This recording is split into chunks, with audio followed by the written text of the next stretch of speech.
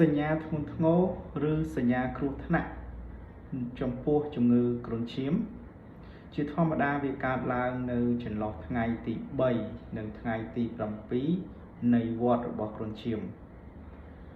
បន្ទាប់អំពីសីតុណ្ហភាពនៅក្នុងខ្លួនរបស់អ្នកជំងឺធ្លាក់ចុះដូច្នោះមិនមែនមានន័យថានៅពេលដែលកម្ដៅឬសីតុណ្ហភាពក្នុងខ្លួនរបស់កូនរបស់បងប្អូនឬក៏អ្នកជំងឺធ្លាក់ចុះនោះមានន័យថាគាត់ជាសះស្បើយនោះទេនេះគឺជាស្ថានភាពមួយដែលគ្រូពេទ្យតែងតែមានការព្រួយបារម្ភខ្លាំង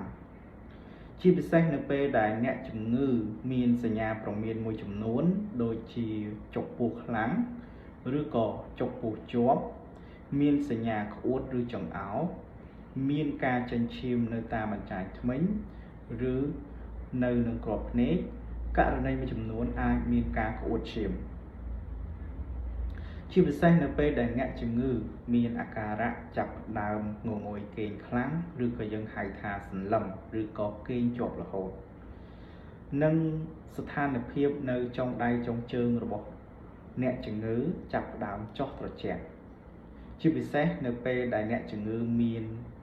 បត់ជើងធំមកលីមុខពណ៌ខ្មៅឬក៏អ្នកជំងឺមិនបត់ជើងតូចឬក៏ទឹកនោមចាប់ផ្ដើមចុះតិចជាពិសេសគឺនៅពេលដែលឃើញស្ថានភាពអ្នកជំងឺចាប់ផ្ដើមពិបាកដកដង្ហើមបងប្អូនគួរតែឆាប់នាំកូនឬក៏អ្នកជំងឺទៅកាន់មន្ទីរពេទ្យភ្លាមៗ